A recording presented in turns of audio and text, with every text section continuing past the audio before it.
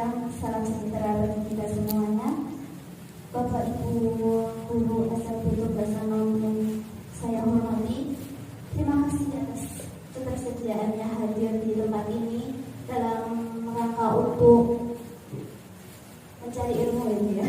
Dalam rangka untuk mencari ilmu dan berbagi ilmu. Kebetulan di sini kita salah satu teman kita sekarang menempuh pendidikan guru penggerak, gitu ya. Dan kesempatan siang hari ini kita di sini akan menerima diseminasi budaya positif calon guru penggerak angkatan 7 yang akan disampaikan oleh Ibu Ulfa Triantini SPD.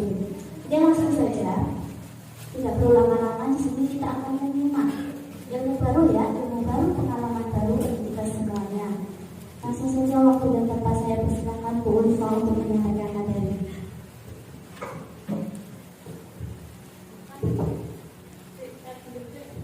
Oke.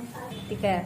Assalamualaikum warahmatullahi wabarakatuh. Waalaikumsalam warahmatullahi wabarakatuh. Yang terhormat Bapak Kepala Sekolah SMP Negeri Tumorasano, Bapak Iswanto SPD.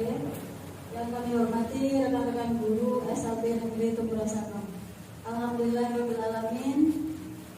Puji syukur kita panjatkan kehadirat Allah Subhanahu wa taala yang mana kita telah diberikan banyak kenikmatan, di antaranya adalah nikmat sehat, sehingga kita bisa berkumpul di ruangan ini untuk menghadiri acara diseminasi budaya positif. Salawat salam tetap tercurah pada junjungan Nabi besar Muhammad SAW, yang mana sangat kita nantikan syafaatnya di yaumil akhir nanti. Next. Perkenalkan, sebelumnya saya Ulfa Triantini adalah salah satu peserta calon guru penggerak angkatan 7 di Kabupaten Bojonegoro. Nanti kita di sini izinkan saya untuk menyampaikan materi tentang budaya positif. Ini merupakan tugas dari program guru penggerak angkatan 7, di mana kita semua mendapatkan tugas untuk menyampaikan kepada panjenengan tentang budaya positif sekolah.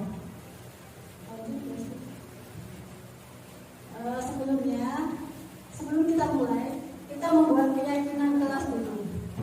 Jadi nanti saya menyediakan keyakinan kelas. Nanti panjenengan semua menyepakati. Kalau ada yang tidak setuju, bisa diganti atau diulangi atau ditambah. Nonton ya. Untuk yang pertama, mengikuti kegiatan sampai selesai. Di sini insya Allah nanti berlangsung kurang lebih selama 1 jam ke depan. Pripun setuju? Apa pengen ditambahin lagi waktunya 2 jam, 3 jam? Sampun? Nah, jadi setuju ya. Untuk yang kedua, saling menghormati dan menghargai pendapat. Nanti ketika ada Bapak Ibu guru ataupun saya yang mengemukakan pendapat, minta tolong untuk dihargai dan dihormati. Setuju ya? Untuk keyakinan yang ketiga, yaitu jika ada keperluan penting dan mendesak, panjenengan diperkenankan untuk izin meninggalkan ruangan. Ya, ini keyakinan, ada 3 keyakinan. Apa perlu ditambah lagi ganti? Oh ya. Jadi setuju ya ini dilaksanakan, kita lakukan bersama-sama. Lanjut ya sih. Karena suasananya ini sudah melawan jam ngantuk ya. Kita di sini nanti diusahakan untuk bergembira. Suasananya harus bergembira karena sesuai dengan salam guru penggerak, yaitu salam bahagia. Nanti kita di sini harus bergembira.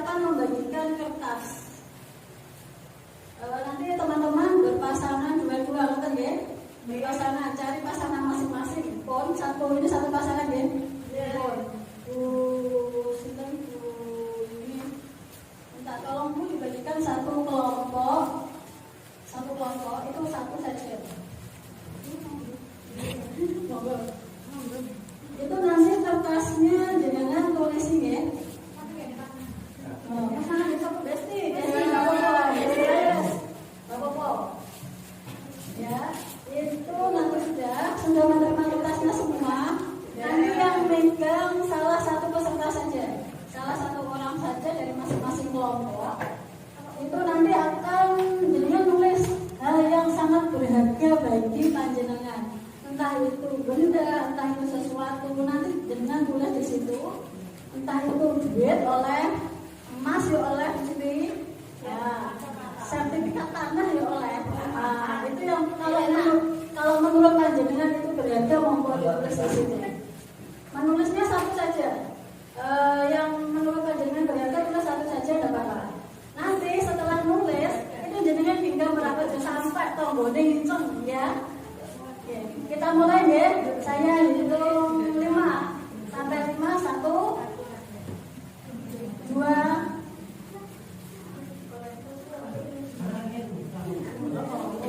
Ayo, ini pokoknya kalau lagi nginceng. Kalian nginceng.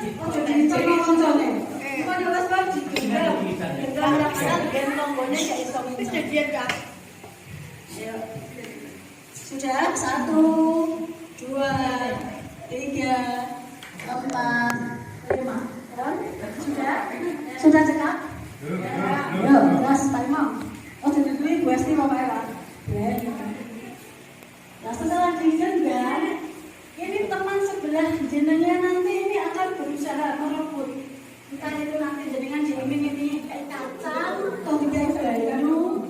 Pokoknya dia caranya yang digenggam lawannya itu bisa direbut. Tapi tergantung panjenengan yang menggenggam. Ini nanti keputusan ada di tangan yang menggenggam, itu jenengan memberikan atau tidak memberikan itu terserah panjenengan. Atau ya? Paham? Hah? Ya? Bah, terserah. Aku bisa berayu, enggak mau ya alhamdulillah. Ini kalau ada yang jadi ngono loh. Ya, sudah. Ya, sekarang ayo, udah mulai. Iya, kalau apa? Ya oleh pemerintah ini ada bicara.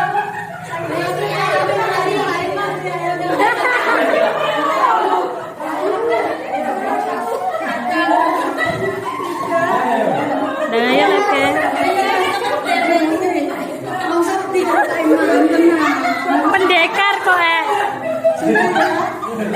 Saya mulai dari siapa yang paling siapa Bu sudah Bu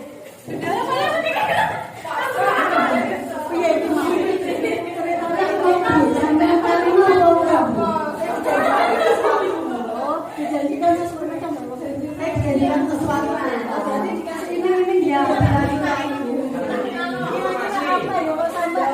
Citra itu diberikan sama Putri kok bisa diberikan secara sukarela yang kesini coba Putri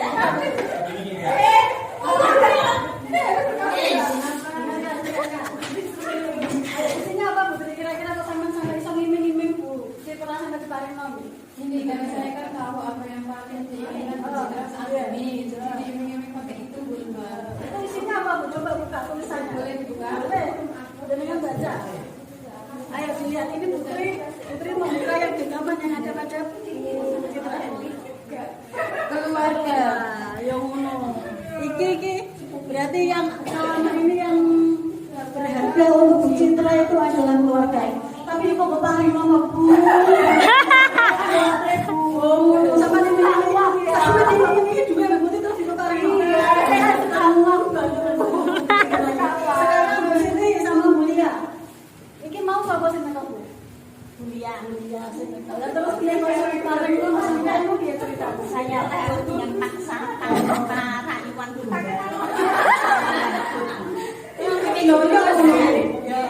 Sampai ke sana kamu ke buku ke semua. Kira-kira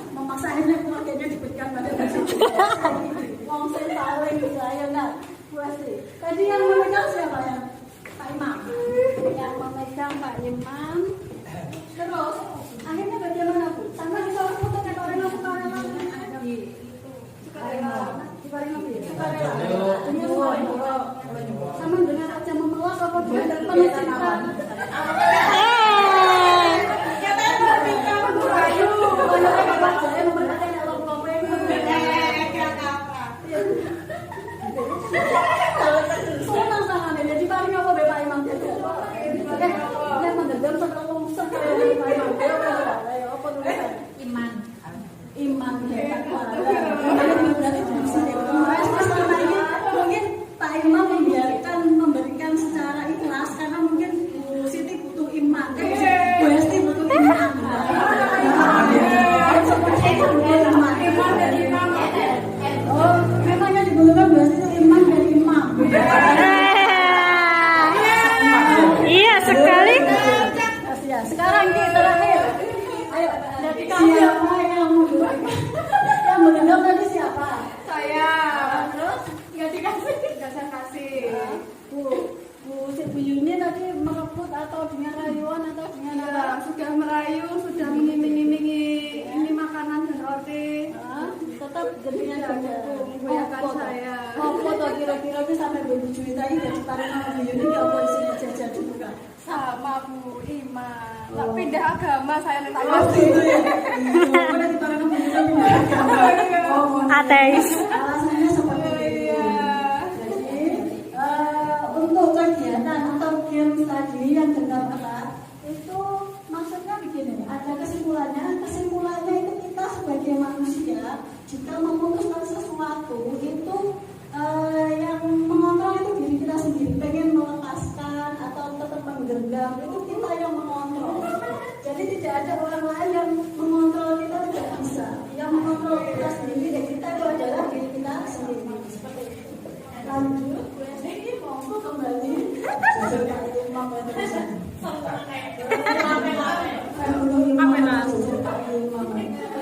Nah ini untuk teori ini yang berhubungan dengan tadi itu ada teori kontrol. Teori apa Bu, Bapak? Teori kontrol.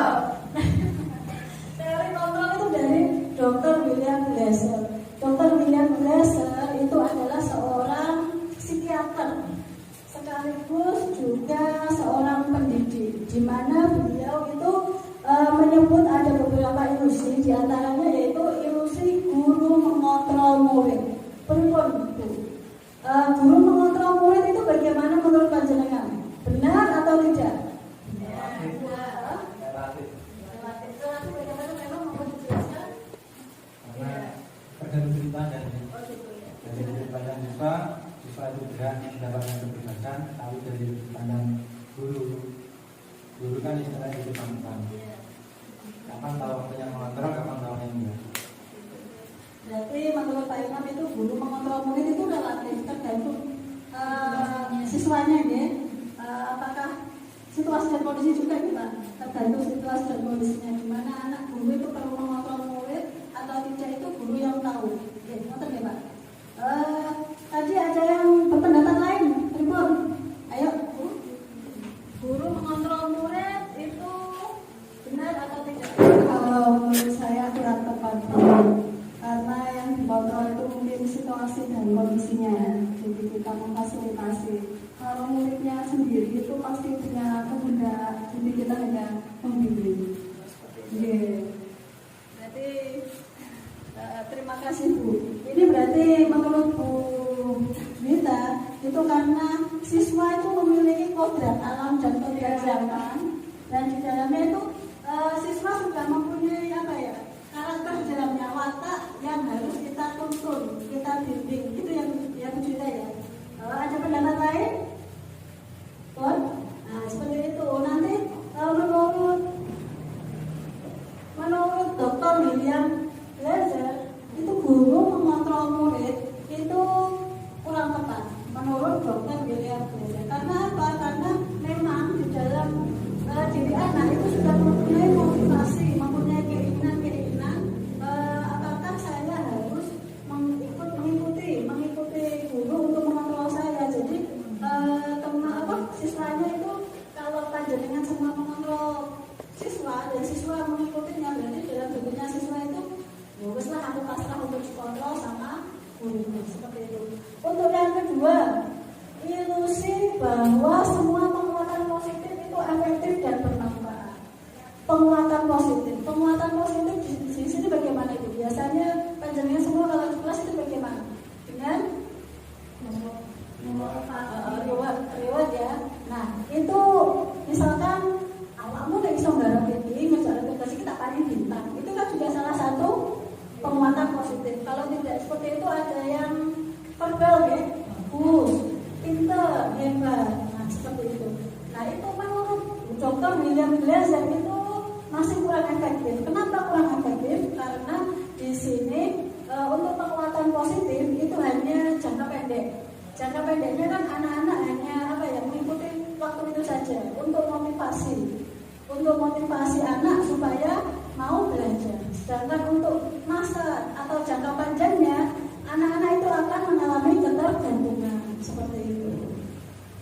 Terus yang berikutnya yaitu ilusi bahwa kritik dan membuat orang merasa bersalah dapat menguatkan karakter. Berikutnya kritik seandainya umpamanya ini contoh anak murid sing tidak memakai seragam. Biasanya hari Selasa ono murid dan harus seragam olahraga. Nah, itu akhirnya gurunya pas ngomong ini, bosan aku, udah Selasa kok gak tahu gak olahraga itu piye? Kan biasa seperti itu ya. Bicara kadang keceplosan saya juga seperti itu kadang. Terus jadi kan dari bola, berarti kok gak jalan-jalan ini punya jajannya. Nah, di situ anak-anak itu tidak akan, kalau zaman dahulu ketika kita memberikan kritik atau mengingatkan atau memberikan hukuman, itu anak-anak akan menjadi lebih baik kalau zaman dahulu. Tetapi untuk sekarang seperti yang dikatakan teori kontrol Dr. William Glasser itu untuk kritik terus diingatkan terus memberikan hukuman itu tidak akan menguatkan karakter. Karena apa? Di sini anak akan malah merasa tertanam di dalam jiwanya itu tertanam membekas, sakit hatinya itu malah membekas seperti itu. Kadang saya sendiri ini sekalian curhat. Ini saya dulu pernah zaman SMA itu ada guru komputer. Itu saya pernah sampai sekarang itu masih ingat. Ketika ketemu di pasar, kan istrinya itu kerja di pasar, punya orang. Tapi saya pas ketemu ya menyapa, tapi dalam hati saya, dia mau tahu seperti itu gitu. Jadi menurut Dr. William itu tidak akan menguatkan karakter karena justru akan membekas dalam tingkatannya sampai kemudian hari. Dan itu tidak bisa menguatkan, yang namanya menguatkan karakter itu tidak bisa. Selanjutnya untuk ilusi bahwa semua penguatan keempat, ilusi bahwa orang dewasa memiliki hak untuk memaksa. Contohnya ketika di rumah biasanya kalian putra putri ini pamannya kondisi jika mau keluar kan biasanya gimana kan seperti itu kadang ya seperti itu contoh loh ya kan di opo dan mau kalau opo itu tidak akan orang dewasa itu tidak memiliki hak untuk itu, tidak memiliki hak untuk memaksa karena setiap dalam diri anak itu pasti ada keinginan untuk memilih seperti itu. Walaupun apa yang dilakukan itu pasti memiliki tujuan, walaupun itu tujuannya ada yang positif, ada yang negatif. Lanjut berarti. Nah ini ada teori behaviorisme dari Pavlov. Teori behaviorisme itu tingkah laku ya. Teori tingkah laku itu menurut Pavlov orang belajar berdasarkan pengalaman. Dia menemukan teori ini berdasarkan penelitian pada anjing. Jadi pokoknya kita membuat percobaan, ada 4 percobaan. Yang pertama anjingnya itu diberi daging, diberi makanan. Sekali responnya itu ngilang apa ya. Nah, yang kedua itu ada percobaan kedua, lampu dinyalakan. Ini kalau kelintingan itu dipelinting-pelinting. Sedangkan anjingnya tidak merespon karena hanya diberi makanan, kan seperti itu. Yang ketiga percobaan lampu dinyalakan, kemudian diberi serbuk daging. Anjing pertama tidak merespon dengan pelintingannya itu tadi, baru dikasih makan, baru dia merespon. Jadi perlu diulang-ulang makanya. Untuk pembelajaran berarti perlu diulang-ulang. Dan yang percobaan terakhir itu lampu dinyalakan atau pelintingannya ini dipelinting-pelinting kok. Nah, seperti ngomong berarti anjingnya itu seperti wayang makan. Akhirnya dikatakan pelintingan mulai diunek dia melayu, bola tangan dan air liurnya keluar melet-melet. Itu teori Biheviorisme itu adalah teori yang selama ini kita gunakan, gitu. Nah, selama ini yang masih kita gunakan, sedangkan untuk teori ini termasuk teori lama. Ini kita untuk materi dari PGP, ini kita paradigmanya diganti menjadi teori kontrol seperti itu tadi. Lanjut, Besti. Nah, ini perubahan paradigma stimulus respon yang tadi teori behaviorisme itu tadi dan teori kontrol. Untuk teori stimulus respon itu kita mencoba mengubah orang agar berpandangan sama dengan kita. Jadi seandainya kita tadi anjing ya, anjing apa anjing itu wajahnya tidak intinya. Pembelajarannya seperti itu sama katakan. Nah, sedangkan untuk teori kontrol itu kita berusaha memahami pandangan orang lain tentang dirinya. Jadi kayak diferensiasi gitu. Sedangkan yang berikutnya stimulus respon itu perilaku buruk dilihat sebagai suatu kesalahan. Sedangkan teori kontrol semua perilaku memiliki tujuan. Jadi ketika anak ada yang terlambat ke sekolah itu ojo langsung dices salah terus jadi hukuman tidak seperti itu menurut teori kontrol. Jadi anak itu didekati karena setiap perilaku anak itu pasti memiliki tujuan. Ditakoni awakmu kenapa kok iso telat? Mungkin mari kelekan kan ya iso. Sopo nanti mari malam mingguan kan ya iso. Jadi ditanya karena memiliki tujuan. Terus berikutnya orang lain bisa mengontrol saya untuk teori stimulus respon. Sedangkan untuk teori kontrol hanya Anda yang bisa mengontrol diri Anda sendiri. Jadi tidak ada yang bisa mengontrol diri kita selain diri kita sendiri. Kayak kita memutuskan sesuatu tadi, kayaknya sesuatu kecuali diri kita memutuskan untuk menggenggam atau melepaskan seperti itu. Yang berikutnya saya bisa mengontrol orang lain dan Anda tidak bisa mengontrol orang lain ya karena yang bisa mengontrol diri kita itu adalah diri kita sendiri. Yang berikutnya pemaksaan ada saat bujukan bendel. Kayak mau sopo mau. Nah, Bu Siti mau kan nyuruh ya. Akhirnya diroyok kan sekarang diroyok kayak suan. Tapi ya Bu Siti ya. Tetapi untuk teori kontrol itu harus ada kolaborasi kondensus. Kolaborasi dan kondensus menciptakan pilihan-pilihan baru atau alternatif baru. Contohnya jika di dalam kelas waktu kita pembelajaran ada siswa kita yang makan, ya kan? Hari ngono ya, yuk nanti saya mau dimakan harus tidak seperti itu. Tapi tidak menurut teori kontrol. Jadi kita dikasih pilihan. Iya, enak itu mas sama saya ngomongnya, saya ngosek, untuk kesenangan pakai bulva, kan? Mungkin di barang bulva itu tidak dimakan bulva, ya, disalahan dulu, kan? Seperti itu ya. Itu menurut teori kontrol yang kolaborasi dan kondensus menciptakan pilihan-pilihan atau alternatif baru. Tapi kalau iya. Nah, itu juga lama-lama tidak kayak pengertian seperti itu. Intinya tidak boleh langsung aja. Mas itu nggak bisa kan kita seperti itu. Ya, pokoknya ini ada pengertian. Maksudnya kan paham. Untuk yang berikutnya yaitu stimulus respon itu model berpikir menang kalah. Menang kalah itu benar salah. Nah, di situ model berpikirnya itu benar salah ya nyalah ya benar seperti itu. Itu menurut stimulus respon. Tidak lagi kalau teori kontrol itu model berpikir menang-menang. Itu jadi ada alternatif solusi. Jadi anak itu bisa menemukan solusinya sendiri dari permasalahannya. Misalkan gini, anak bapaknya mau ya, maaf ya, terus akhirnya sesuai kan ada di saya buka tas kan seperti itu akhirnya Ciparno. Maksudnya anak itu biar tidak kita yang memberi solusi, anak sendiri yang membuat solusinya. Jadi suatu saat kan bisa jeling-jeling. Berikutnya biasanya disiplin positif. Disiplin positif ini merupakan akar dari budaya positif sekolah. Disiplin itu identik dengan patuh, ya, kepatuhan. Enggak ngono pemain tata tertib.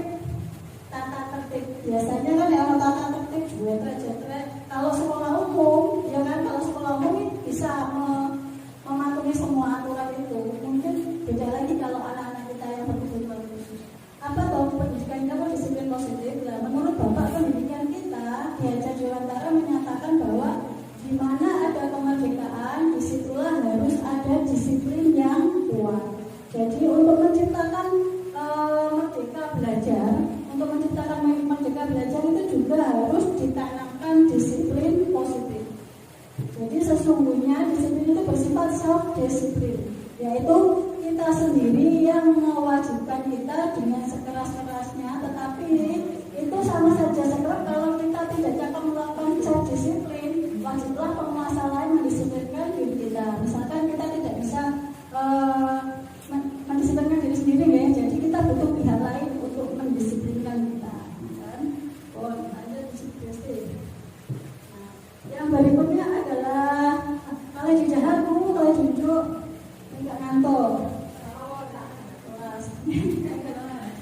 Berikutnya yaitu nilai-nilai kebajikan universal. Apa itu nilai-nilai kebajikan? Nilai-nilai kebajikan adalah sifat-sifat positif pada manusia yang merupakan tujuan mulia yang ingin dicapai setiap individu. Nilai-nilai tersebut bersifat universal dan lintas bahasa, suku, bangsa, agama maupun latar belakang. Di sini untuk nilai-nilai kebajikan itu merupakan tujuan dari pendidikan nasional yang memanifestasikan ke dalam profil pelajar Pancasila. Sekarang saya mau tanya, kalau tahu jelas tahu semuanya nih, tapi ingat apa boten? Kita sebutkan profil pelajar Pancasila ada berapa dimensi? Ada 5 atau 6 atau 7? Ada 6 dimensi. Coba disebutkan. Ayo Pak Imam dulu. Terus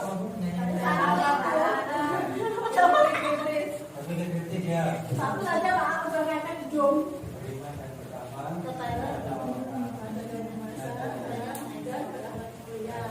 Beriman dan bertakwa pada Tuhan Yang Maha Esa dan berakhlak mulia. Sama mana Google apa-apa? Google. Ayo ini kalau jadi buka Google apa-apa? Mandiri. Oh, Bu Siti apa Bu Siti? Mandiri. Oke, mandiri yang kedua. Ayo, terus kebinekaan global. Ayo. Ayo, apa juga? Ayo. Kreatif, benar kritis. Jadi ada berapa? 1, 2, 3, 4, 5, 6 ya. Jadi untuk tadi apa saja biasanya kan dinyanyikan ya. Biasanya sebagai gerakan literasi kita, setiap anak-anak mau kelas masuk kelas itu nyanyi. Ayo nyanyi. Ayo jangan tuh. Ayo. Pelajar Pancasila beriman dan bertakwa pada Tuhan Yang Esa dan berakhlak mulia, berkebinekaan global, gotong royong mandiri, kreatif dan bernalar kritis. Jadi dimensi dari profil pelajar Pancasila itu ada seperti itu yang seperti biasa kita nyanyikan sebagai gerakan literasi anak sebelum masuk kelas. Untuk profil pelajar Pancasila sendiri itu kita untuk sebagai pedoman merumuskan visi misi sekolah. Jadi dalam visi misi sekolah itu harus tertanam, harus memunculkan profil 6 dimensi dari profil pelajar Pancasila. Lanjut Besti. Nah, sekarang ada teori motivasi perilaku. Apa tuh teori motivasi perilaku? Seperti yang kita ketahui, jika kita melihat beritanya ada berita kejahatan, mesti ditakoni ya, mesti dalam berita motifnya apa, seperti itu. Motifnya itu apa? Untuk yang pertama, untuk menghindari ketidaknyamanan atau hukuman. Contohnya apa? Untuk menghindari ketidaknyamanan. Misalnya kita ada muridnya disuruh datang ke sekolah, seandainya pas hari Minggu. Kok hari-hari yang ini kata kok, aku mau kata kok jadi positif kok. Ini kan untuk menghindari ketidaknyamanan atau hukuman. Aku tidak peduli seperti itu. Atau yang modal aku nek kok sertifikasi murah cair. Nah, kayak itu. Untuk yang itu merupakan apa? Motivasi eksternal. Kan dari luar ya, motivasi eksternal pergi ini. Itu motivasi eksternal. Sedangkan yang berikutnya yaitu untuk mendapatkan imbalan dari orang lain. Kita berangkat ke sekolah, siswa kita berangkat ke sekolah ini sapa mati mesti jajan. Jadi kalau guru-guru nek kok aku yo kadang sesuk masuk yo kok nang jajan. Itu ternyata salah, kurang tepat. Jadi anak ke sekolah itu karena iming-iming. Aku tak paling jajan, aku tak paling hadiah, kok nek ono dipuji. Gitu. Nek ngono sapa terima. Mbak Imam ini nek sekolah karena apa? Ayo, nek berangkat karena apa? Karena Pak Imam loh. Ayo ya, sampai Pak Imam dikai mbak mawar. Itu termasuk motivasi eksternal. Sedangkan berikutnya untuk menghargai diri sendiri. Menghargai diri sendiri itu enggak peduli dihukum apa dikai hadiah, ini enggak peduli. Jadi aku pengen sekolah ya betul seperti itu. Itu yang dinamakan untuk menghargai diri sendiri. Nah, dan itu termasuk motivasi internal. Motivasi internal itu termasuk tujuan disiplin positif.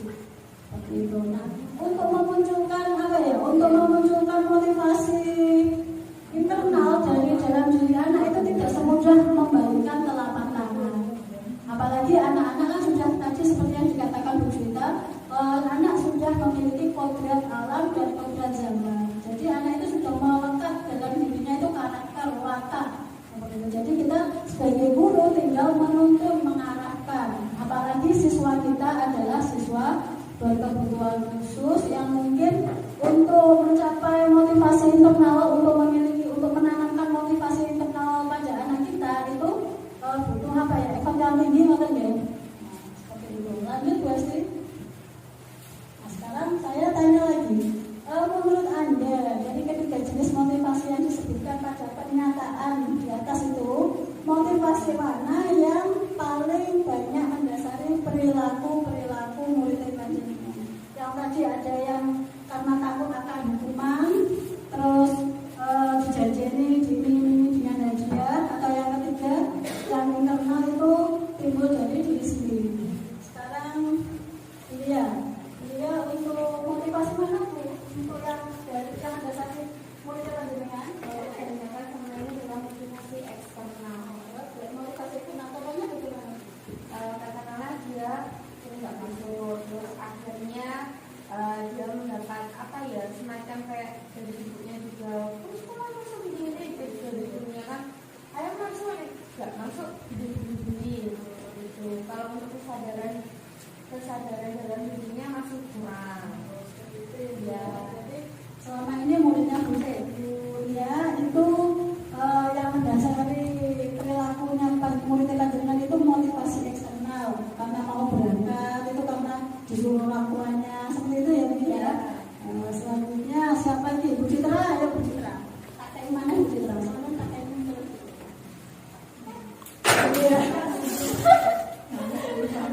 Kalau muridnya Bu Citra kan dia ya. Kebanyakan itu bagaimana mendasari eksternal juga. Contohnya apa Bu? Contohnya biasanya kalau hari Jumatnya sering tidak masuk. Hari Kamisnya itu saya rayu, nanti ibu kasih ini, ibu ajak begini gitu. Akhirnya masuk. Terus tiap hari Kamis sore biasanya saya chat di grup orang tuanya. Jadi untuk Bu Citra itu yang motivasi yang kedua itu tadi ya Bu ya, yang eksternal diberikan hadiah, dan juga usahanya Bu Citra di grup kelas gitu ya. Saat ini sopo mana ini kan murid ini kan aktif saat ini masuk ya, seperti saya Mas Adin. Nah, ayo lanjut iya. Terserah kamu motivasi apa, internal atau eksternal? Motivasi internal. Internal berarti dari dalam diri anak sendiri, berkeinginan untuk berangkat ke sekolah sendiri, maksud. Itu biasanya. Jadi namanya itu eksternal. Jadi ada omongan obrolannya, semangat buahnya ya, Mas. Semangat itu. Terima kasih Bu. Untuk sekarang saya muridnya autis, di waktu masih tak tahu ya apa Bu. Ini kan muridnya autis sih gak ada tunggalnya kan ya, Bu Novita. Ini motivasinya bagaimana?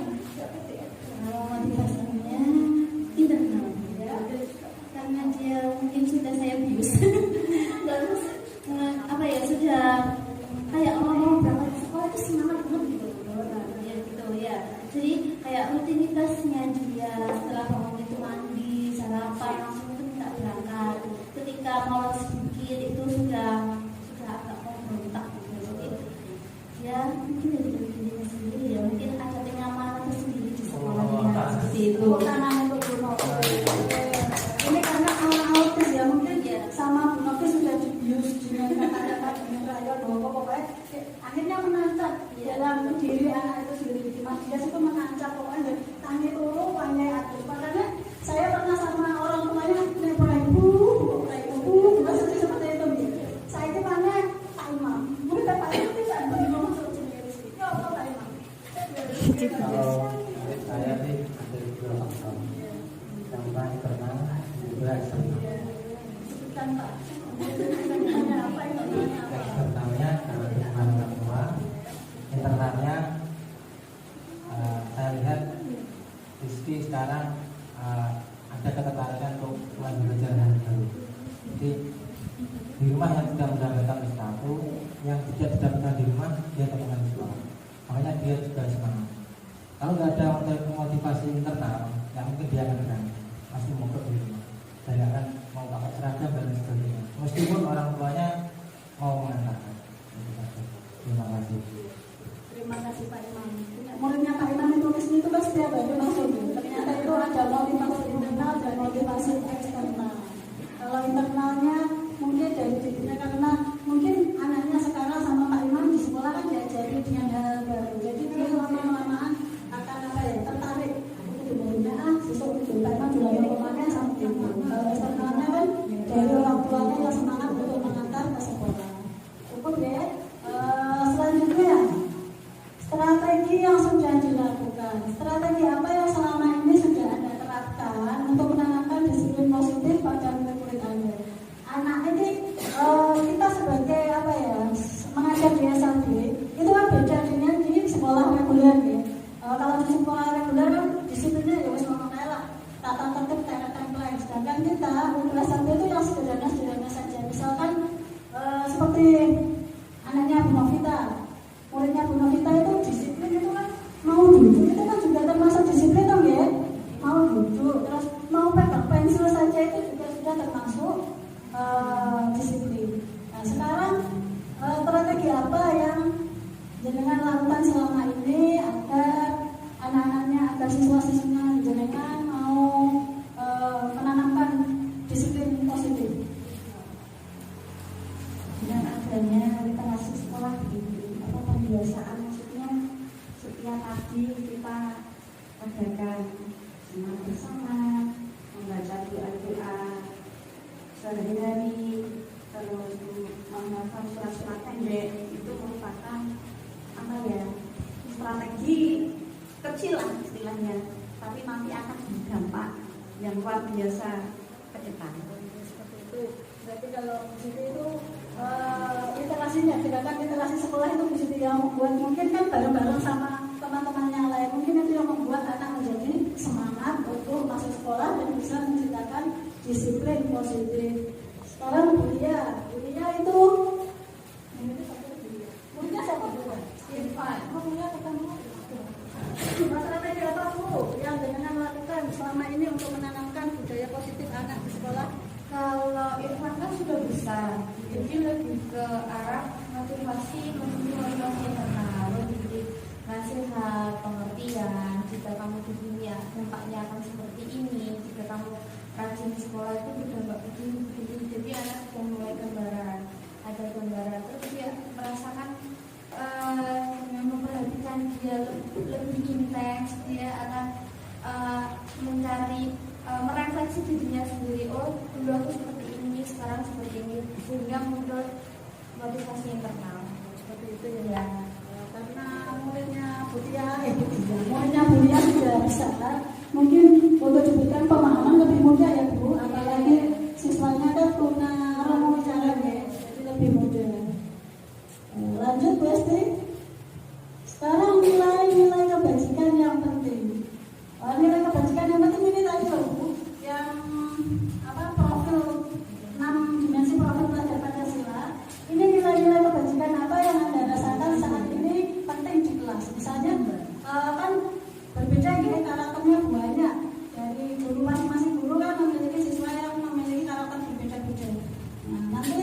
siswanya itu di dalam kelas itu yang dibutuhkan apa, yang paling urgent, yang paling penting itu dilaksanakan apa dulu. Misalnya apa anakku tak kayak dan beriman dan bertakwa ngono piye bisa sholat wae ngono piye ya. Jadi saya tanya ke Rofi lagi, Rofi untuk muridnya panjenengan yang autis ini kebajikan apa yang menjadikan rasakan penting Yang bisa saya tanyakan ya, ini pengalaman ya yang dari tentang dimensi itu yang mungkin saya sekarang mencari itu yang mandiri, dimensi mandiri. Karena mandiri itu kan kompleks luas dan dengan anak seusia itu menemukan kemandirian itu masih sangat kurang kan untuk dijelaskan. Itu yang mulai pelan-pelan saya tanamkan kemudian gitu. untuk Mas Dias, berarti yang ditanamkan selama ini yang Bu Novi rasa penting saat ini di kelas itu kemandirian ya Bu. Nanti soalnya dari kemandirian itu kan banyak luas nanti kalau masalah training, masalah duduk pun, masalah di dalam kelas kan biasanya ada yang masih ditunggu orang tua, itu juga penting Bu. Berarti muridnya yang dibutuhkan adalah mandiri. Pasti, ya. Muridnya sama Bu dari apa Bu? Yang paling penting, budaya apa ya? Tanamkan apa dari 6 dimensi profil pelajar Pancasila. Salah satu pakai ya, salah dua kan udah boleh soalnya satu. Kalau sholat tapi sekarang masih itu kalau udah ada temennya yang susah. Jadi yang dengan tanamkan apa? Dari 6 profil kan nenek mandiri, ada bergotong royong, ada kreatif, beriman dan terus sama kreatifnya juga. Kalau di kelas biasanya berubah gambar-gambar biasa. terima kasih Bu Esti. Untuk muridnya Bu Esti yang ditanamkan terlebih dahulu yaitu beriman dan bertakwa, religinya ya religiusnya, religi dan kreativitas. Saya ini Putri, ayo muridnya Putri kan jangan masuk luwung ya. Ada Zema dan Kupun. Berikut apa yang nilai-nilai kebajikan apa yang tanamkan dulu. Untuk sekarang ini yang mau saya tanamkan itu religi Bu. Soalnya kan untuk Zema kreatif juga masih belum bisa sama. Kalau untuk sama kemandirian kan religinya, jadi dengan pembiasaan setiap pagi saja sholat pendek, sholawatan gitu. Akademikan soalnya sudah susah banget. Jadi muridnya Putri yang ditanamkan pertama adalah religinya, beriman dan bertakwanya, keimanannya. Jadi ini nilai kebajikan.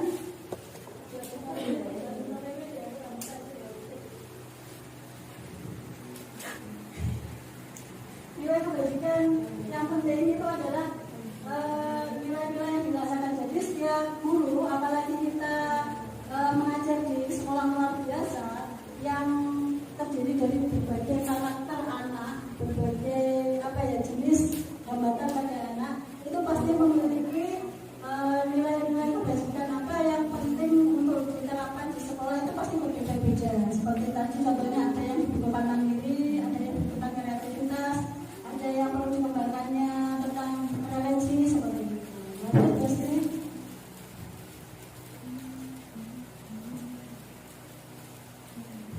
Nah, hukuman dan penghargaan. Kita masuk ke poin hukuman dan penghargaan. Masih semangat Ibu, Bapak?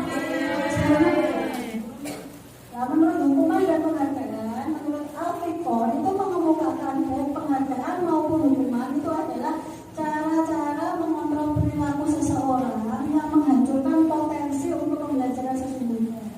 Misalnya yang pertama, itu pengaruh jangka pendek dan jangka panjang. Seperti itu tadi.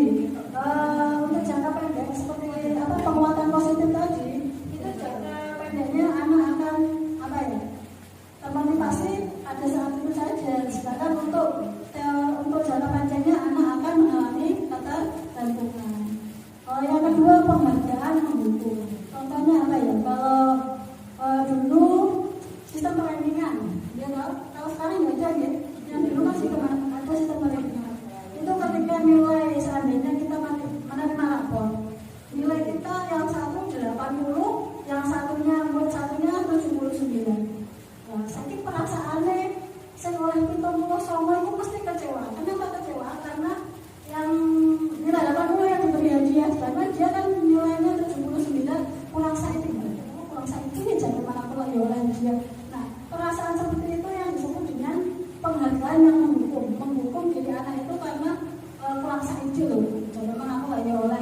ya seperti itu contohnya. Untuk yang kedua, penghargaan itu mengurangi ketepatan. Misalnya di dalam kelas itu ada 10 orang, sedangkan gurunya itu mempunyai berapa ya? 7 permen. Nah, padahal semua siswanya dari 10 siswa itu bisa menjawab soal semuanya benar semuanya. Sedangkan yang ketiga, gak diparingi permen, cuma orang ini bagus, pintar, seperti itu. Akhirnya malah siswanya mas, aku sudah tenang mas, mau siswa aku yo semua aja mau kantor, kalau pertama aku gak oleh kan seperti itu, akhirnya kecewa. Penghargaan merusak hubungan, contohnya apa ya? Pamannya Bulva kayak contoh gitu. Jadi gini kita pilih contoh. Pamannya kayak Bulva. Ini kan sama telah lolos CGP angkatan 7. Pak Heri kan yang bodoh bareng dia aku datang ya. Sedangkan Pak Heri kan gugurnya di wawancara. Nah kita Pak Heri kan, ini kan orang banget ya. Oh dia gara berita elangi saya sama kok senoleh sing lolos seperti itu. Akhirnya hubungan menjadi rusak karena penghargaan itu. Padahal soalnya kan Pak Heri sing ngelangi itu contoh. Yang berikutnya, penghargaan menurunkan kualitas dan mematikan kreativitas. Contohnya apa namanya? Misalnya dalam suatu kelas itu ada ada dibuat kelompok, ada tugas dibuat kelompok terdiri dari 2 kelompok. Nah, kelompok pertama itu mudah pintar-pintar dulu. Untuk yang kedua itu dapat jauh pintar. Akhirnya saya pintar-pintar kan gini. Nah, dapat jauh pintar.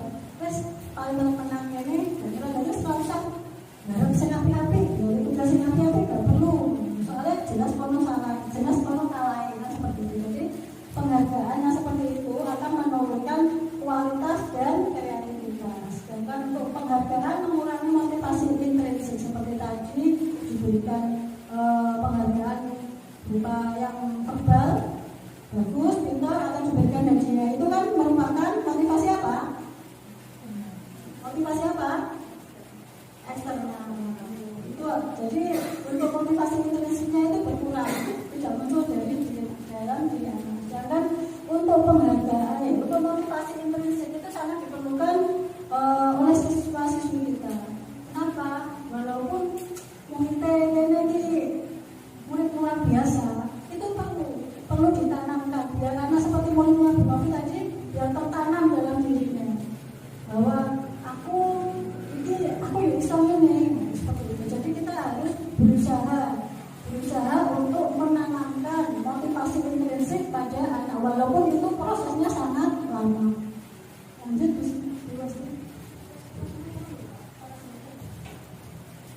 orang dijahat. Nah selanjutnya ini ada kelompokan hukuman atau konsekuensi. Di sini saya memiliki beberapa tindakan ya. Nanti panjangnya semua itu menyebutkan mengelompokkan ke dalam hukuman atau konsekuensi. Kalau hukuman itu apa? Bedanya hukuman sama konsekuensi itu apa? Kalau hukuman kan apa ya? Memberatkan pihak yang dihukum. Kalau kita itu ada yang menyakiti, memaksa, itu yang dinamakan hukuman. Kalau yang pertama yaitu mencatat 100 kali di buku dengan kalimat saya tidak akan terlambat lagi karena terlambat ke sekolah. Itu termasuk apa? Hukuman atau konsekuensi? Hukuman. Itu termasuk hukuman. Kalau yang kedua, lari mengelilingi lapangan basket 2 kali karena terlambat hadir di sekolah. Hukuman ya itu saja hubungannya ya. Karena terlambat sekolah kok dipokok mati lapangan dan bimbel dari kelas kelas gitu ya. Yang berikutnya murid diminta untuk push up 15 kali karena tidak menggunakan masker ke sekolah. Ya itu termasuk hukuman. Yang keempat menggantikan kertas tugas teman yang telah dicoret-coret. Konsekuensi. Karena yang dilakukan itu menggantikan kertas itu kan sesuai dengan imbalan yang telah dilakukan, telah mencoret-coret gitu.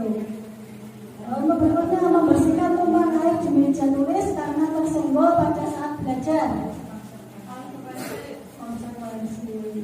Terus meminta murid tidak menggunakan sepatu seharian di sekolah karena tidak menggunakan sepatu hitam.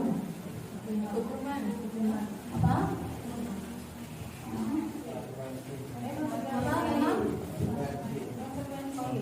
Konsekuensi. Apa itu Buyun? Konsekuensi. Bully ya? Konsekuensi. Jadi itu jawabannya semua mengarah ke konsekuensi. Padahal itu adalah termasuk hukuman. Kenapa kalau disebut hukuman? Karena itu tidak ada hubungannya anak tinggal nyeker. Itu kan nanti akhirnya menyakiti siswanya loh. Seharian di rumah nyeker dan panas kelokok sekira setino ya. Nah itu termasuk hukuman. Yang terakhir, lari mengelilingi lapangan basket 2 kali karena terlambat 10 menit untuk pelajaran besokan. Hukuman atau konsekuensi? Nah, itu termasuk konsekuensi karena mengikuti mengelilingi lapangan basket itu kan ada hubungannya dengan besokan ya. Soalnya pada saat itu ada pelajaran besokan. Itu jadi kita sudah bisa mengelompokkan hukuman dan konsekuensi. Lanjut pasti. Nah, ini perbedaan hukuman dan konsekuensi seperti itu. Yang hukumannya sesuatu yang menyakitkan harus terjadi. Kayak mau jangan mati lapangan, sedangkan konsekuensi sesuatu harus terjadi. Untuk hukuman membuat anak sakit baik fisik maupun hati untuk suatu jangka lama. Jadi hukuman tidak bocah dikokon lari toh. Itu kan yang berupa hukuman fisik. Hukuman psikis kan bisa saja. Jual kalau masih dulu. Ini goblok usah disarayawi termasuk hukuman psikis karena ya akan menyakitkan hati itu dia kata-katanya. Nah, selanjutnya anak membenci disiplin. Akhirnya anak-anak akan membenci disiplin karena dianggap terlalu mengekang. Untuk konsekuensi anak lebih menghargai disiplin. Yang keempat, hukuman anak menyakiti diri sendiri. Kayak mau ngumpet di lapangan itu kan menyakiti diri sendiri. Terus berikutnya hukuman konsep diri yang buruk. Berikutnya hukuman anak belajar untuk menyembunyikan kesalahan. Itu contohnya apa Bapak Ibu? Anak belajar untuk menyembunyikan kesalahan. Misalnya pada pelajaran IPA, anak-anak itu disuruh membawa bunga. Bapaknya ditentukan membawa bunga mawar karena pada saat itu pengenalan bagian-bagian tumbuhan. Ya kotor-kotoran dan ini lali. Akhirnya dia ngetok web nomornya pinggir dalam, web ngetok webnya. Soalnya saya juga pernah tuh, itu waktu itu tak jelas mana ya. Dulu itu saya waktu pelajaran matematika ketemu guru matematika yang ngomong ya agak-agak hilang Pak Heri baru ngomong hilang guru matematika. Nah, mari ngomong di kawan dulu buku streaming, tahu buku streaming buku kotak. Kok kan ngomong di jelas aku. Ngomong soalnya juga hati-hati nggak bisa kecil nih, kalau kita rasanya gini tuh hati-hati loh Bu. Pernah kan ya? Zaman dulu kan dulu seperti itu. Akhirnya aku jaluk koncoku lem sampai mau digunakan. Itu kan dinamakan anak belajar menyembunyikan kesalahan. Itu hukuman, karena hukuman. Untuk yang konsekuensi anak belajar untuk mematuhi peraturan. Jangan hukuman, marah, bersalah, juga melakukan kalau satu tidak dihargai. Sedangkan untuk konsekuensi itu kehilangan hak, dibuat tidak nyaman, diasingkan, tapi hanya untuk sementara waktu. Seperti itu. Paham ya? Foto semangat ya Bu. Waktu-waktu lawan lapar dan nyantuk ya. Ayo berarti lanjut. Untuk keyakinan kelas. Sekarang kita lari ke keyakinan kelas. Keyakinan kelas apa kok yakin-yakin ya. Nah, keyakinan kelas di sini adalah nilai-nilai kebajikan universal yang disepakati bersama di kelas dan dijadikan acuan untuk melakukan kegiatan sehingga membentuk kebiasaan-kebiasaan positif di sekolah atau di kelas. Nah ini tahap-tahapannya itu kita melihat daftar nilai kebajikan yang telah disusun bersama. Misalkan dari 6 dimensi tadi itu anak yang dibutuhkan di dalam kelas sendiri itu apa? Misalnya kemandirian. Jadi nggak boleh keyakinan kelas. Kalau dulu kan kita bukan keyakinan kelas ya, peraturan atau tata tertib. Nah, kalau peraturan atau tata tertib itu yang membuat siapa? Guru atau sekolah atau lembaga sekolahnya. Sedangkan itu kan kebanyakan tidak dikomunikasikan oleh semua warga sekolah kan tidak. Moro-moro wes nempel lah terus lakukannya seperti itu. Tapi beda dengan keyakinan kelas. Kalau keyakinan kelas itu kita dulu membuat sesuai apa yang dibutuhkan siswa dalam kelas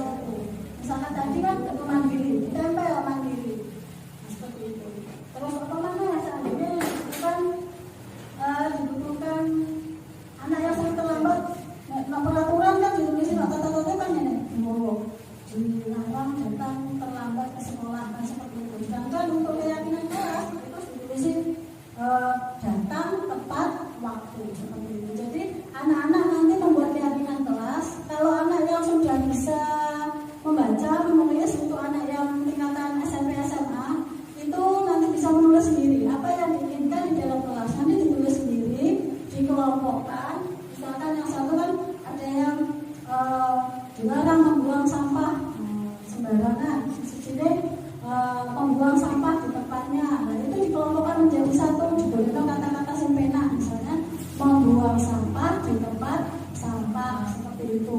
Tapi untuk yang misalnya untuk siswa yang belum bisa baca, belum bisa tulis, apalagi memiliki hambatan dalam intelektualnya, seperti pengalaman saya itu, saya membuat keyakinan kelas itu saya yang mengeprintkan mengeprintkan gambar-gambar. Jadi saya itu biasanya contohnya mengeprintkan berapa ya, 10 gambar yang terdiri dari berdoa sebelum dan sesudah belajar, langsung membuang sampah di tempatnya, terus datang tepat waktu atau membersihkan ruangan, merapikan meja-meja seperti itu. Jadi saya menunjukkan ke masing-masing anak, Pak punya gambar seperti ini, sampai pilih sendiri.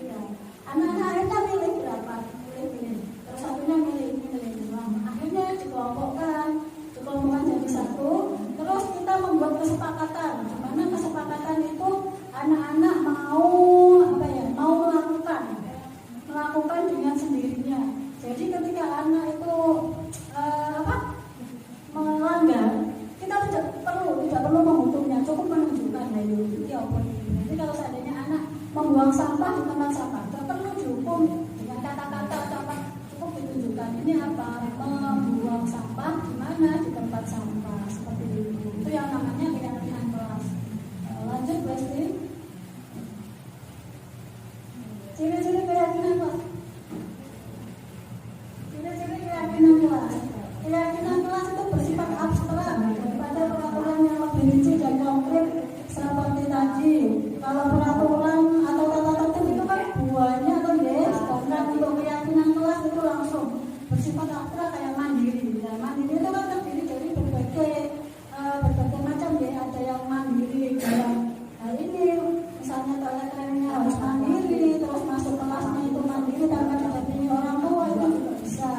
Itu jadi keyakinan kelas yaitu bersifat abstrak kata-katanya.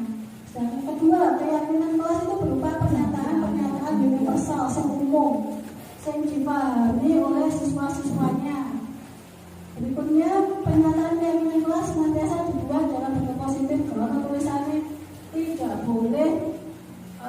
tidak boleh datang terlambat, tidak seperti itu. Itu akan diganti dengan apa? Kan tidak boleh datang terlambat ke sekolah. Nanti, iya itu. Berarti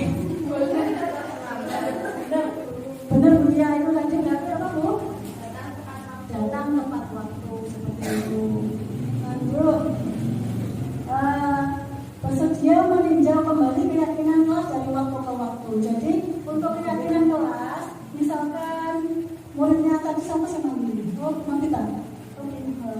mandiri. Seandainya itu sudah bisa berjalan berapa, tidak perlu per semester atau per tahun. Itu seandainya muridnya sudah bisa melaksanakan mandiri, walaupun pamannya orang harus beres bisa mandiri, ganti oleh terserah seperti itu. Nggak usah menunggu semester baru atau kenaikan kelas seperti itu. Ya, kalau program guru penggerak yang angkatan 1 sampai 4 itu kesepakatan kelas. Sekarang diganti keyakinan kelas. Untuk mulai angkatan 5 sampai ke bawah ke atas itu diganti dengan keyakinan kelas seperti itu.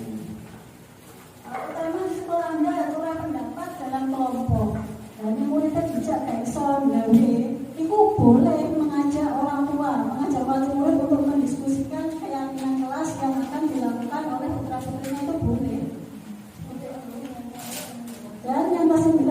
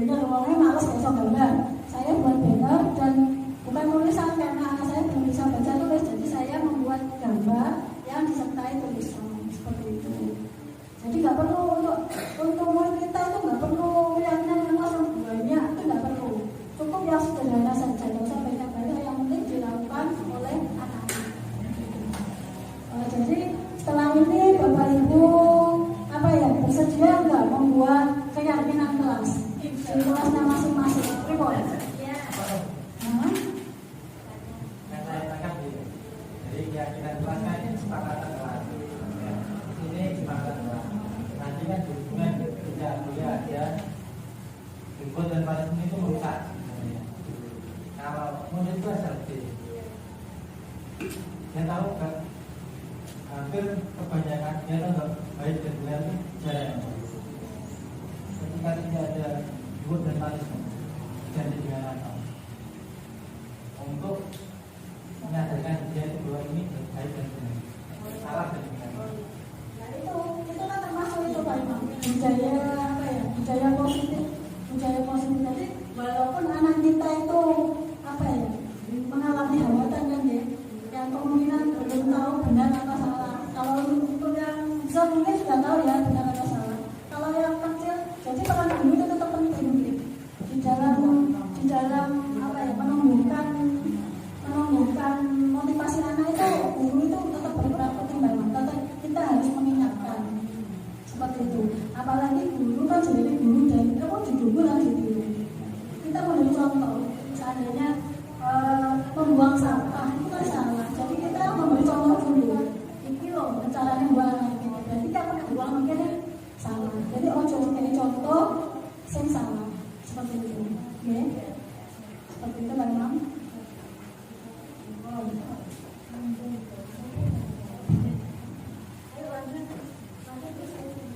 Ini contohnya keyakinan kelas yang sederhana. Keyakinan kelas sederhana yang saya buat untuk kelas 3 Tunagrahita. Yang pertama yaitu masuk kelas tepat waktu. Yang kedua menjaga kebersihan kelas. Yang ketiga berdoa sebelum dan sesudah belajar. Yang keempat saling menghormati dan menolong. Itu adalah contoh keyakinan kelas sederhana yang saya buat, yang semoga nanti Bapak Ibu juga membuat di kelasnya masing-masing, karena keyakinan kelas di sini adalah merupakan dasar dari apa ya sifat-sifat positif yang akan menimbulkan nanti akan berdampak pada budaya positif sekolah. Seperti lanjut ya. Nah, kebutuhan dasar manusia. Kebutuhan dasar manusia itu yang pertama contohnya kasih sayang dan rasa diterima. Misalnya di dalam kelas Bapak Ibu itu ada siswa yang mengeluh. Nah, itu kita perlu mendekatinya. Kenapa anakku kok bisa ngomong ini? Kenapa? Mungkin di rumah kurang kasih sayang dari keluarganya, atau mungkin kurang diterima dari lingkungan sekitar. Untuk yang kebutuhan dasar berikutnya yaitu penguasaan. Misalnya diberi tugas, ayo maju ke depan. Tidak lantas seperti itu langsung mohon maju, sedangkan anak yang belum bisa mengerjakan tugasnya itu kebanyakan akan berkelit. Bulat ya. Tugas kita sebagai guru apa? Kita harus mendampingi siswanya untuk maju ke kelas. Mungkin siswanya malu atau bagaimana, jadi kita harus mendampingi dulu. Selanjutnya adalah kebutuhan dasar kesenangan. Misalkan ono siswanya kene sing seneng apa ya main HP. Main HP itu kayak langsung tadi seperti tadi juga langsung ayo dimasukkan tas. Kita memberikan pilihan-pilihan alternatif untuk menyelesaikan masalahnya sendiri. Ayo dimasukkan tas atau bagaimana, atau besok nggak usah bawa ke sekolah. Untuk kebebasan siswa kita itu juga butuh kebebasan Bapak Ibu. Apalagi untuk kayak siswa yang hiperaktif ya, biasanya tercepet bangunnya bangku, kayak mulai bunyi. Ini kan kalau suatu saat lo pengen juga belusur bunyi, coba cepet ya gitu. Sedangkan kita sebagai guru kan juga sama ya, butuh kebebasan. Ini kamu ya perasaan loh guys. Ya kok kayak maaf sih ya, kayak dulu malah tajam ini. Ini seharusnya punya perasaan sih. Tapi tidak apa-apa ya, tadi soalnya sudah menyepakati keyakinan kelas tadi. Oke? Ya, semoga cukup ya, apa-apa mas. Yang terakhir, belum. Bertahan hidup itu biasanya apa? Duit, makan, seperti itu adalah kebutuhan dasar manusia untuk bertahan hidup. Kadang murid-muridnya diwain kaya julang nang ditakoni jebule apa? Lesu. Ditakoni jebule lesu. Ya mereka itu juga termasuk bertahan hidup. Seperti lanjut ya sih. Nah, ini ada posisi 5 posisi kontrol. 5 posisi kontrol dalam memunculkan sifat positif pada anak itu ada 5. 1. pembuku. Yang kedua, membuat orang merasa bersalah. Yang ketiga, sebagai teman. Yang keempat, sebagai pemantau. Dan yang terakhir, sebagai manajer. Kita lihat video ya, selanjutnya. Mari kita saksikan video 5 posisi kontrol.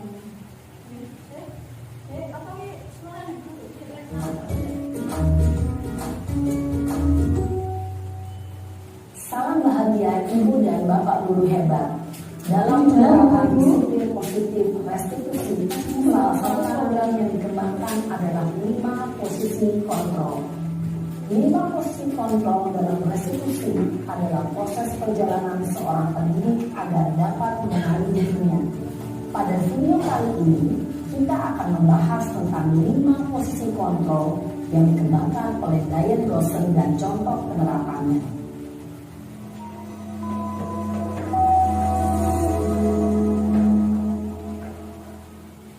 5 posisi kontrol itu adalah: 1.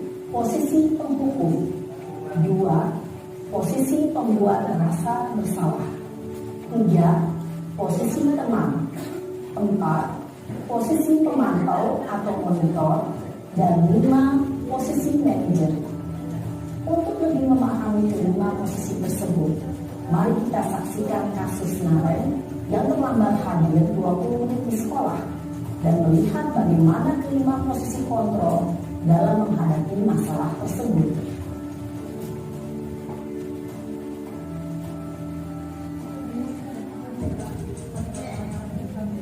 Kita saksikan Naren terlambat ke sekolah selama 20 menit. Nah, ini guru piketnya, guru yang bertugas. Naren! Sini kamu! Selamat pagi Bu. Selalu terlambat. Kamu deh, pasti terlambat. Maaf Bu, saya Apa? Apa coba? Alasan kamu apa lagi?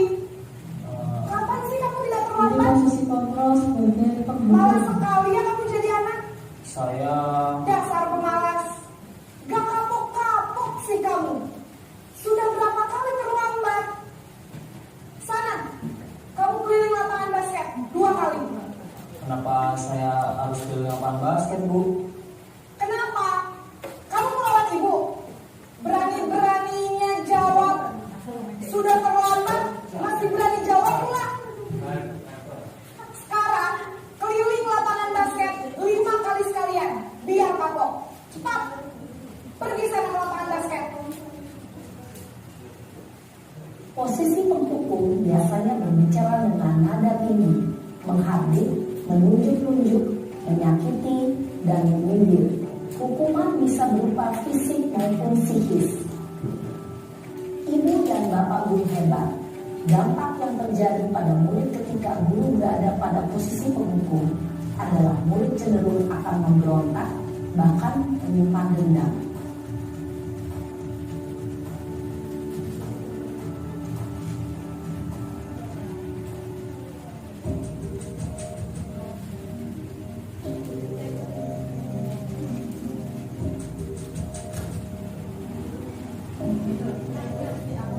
Naren!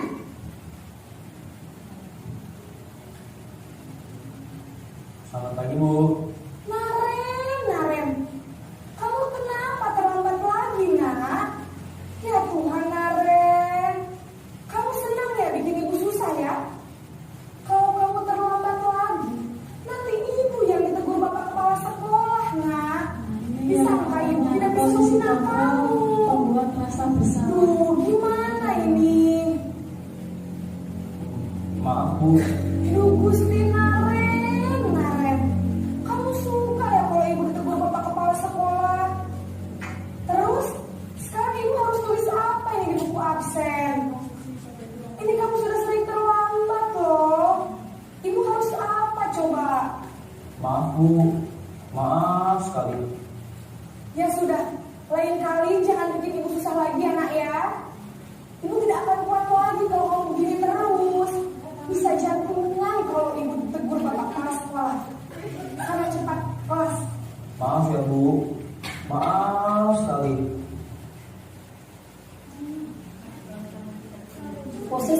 membuat rasa bersalah berbicara dengan nada tenang, cenderung lembut. Namun kata-kata yang diutarakan membuat murid merasa menjadi orang yang gagal, memandang buruk dirinya sendiri, merasa tidak berharga, dan tidak sanggup membahagiakan orang lain. Ketika guru mengambil posisi pembuat rasa bersalah, murid akan menganggap dirinya yang bersalah dan ia akan menyimpan emosi negatif tersebut di dalam dirinya.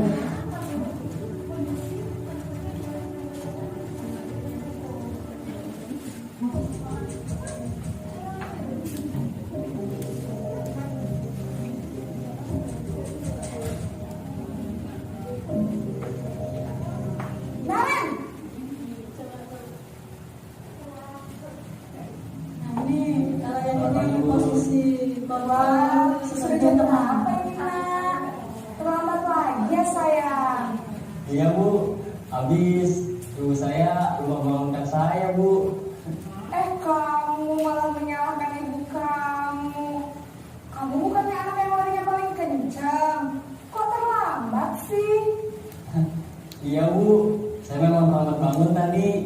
Jadi biarpun saya lari kencang, tetap gak kekejar Bu. Ya sudah sana. Nanti lain kali larinya lebih kencang lagi ya. Biar gak terlambat lagi. Bikin seneng ibu. Demi ibu. Bisa kan? Bisa lah Bu. Ya sudah sana masuk kelas. Ibu beresin urusan absen kamu. Kamu ini ada-ada saja. Dalam posisi teman, guru berbicara dengan nada suara ramah, akrab, cenderung bersenda gurau untuk menjaga suasana tetap santai. Murid akan merasa senang, aman, dan akrab dengan guru. Identitas yang tercipta adalah identitas sukses atau berhasil. Namun, perlu diingat, karena ini masih dorongan eksternal, maka ada faktor ketergantungan dari kepada orang tertentu. Di sini guru absennya, sehingga di lain waktu murid bisa berperilaku baik, namun hanya kepada orang-orang tertentu saja.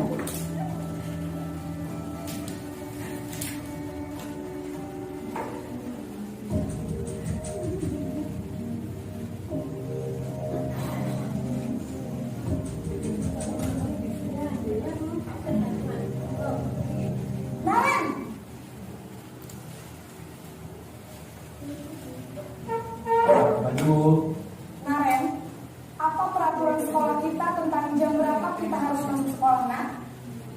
kita harus di sekolah jam 7 Bu. Iya betul, sekarang sudah jam 7.20. Naren sudah tahu konsekuensinya jika terlambat hadir. Paham Bu, saya harus tinggal kelas pas jam istirahat selama 20 menit. Iya benar, konsekuensinya demikian. Jadi nanti jam 9.30 pas istirahat, kamu harus tinggal di kelas, kerjakan tugas tambahan untuk ketertinggalan kamu, ya? Baik Bu. Posisi pemantau mengandalkan penghitungan atau data untuk mengontrol murid. Guru mengarahkan murid berdasarkan peraturan dan konsekuensi. Seorang pemantau menunjukkan bahasa tubuh dan ekspresi wajah yang datar dan cenderung formal.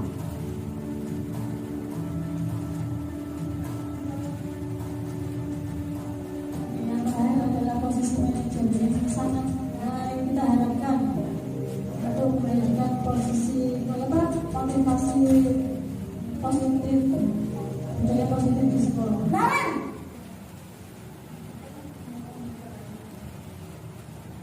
Selamat pagi Bu.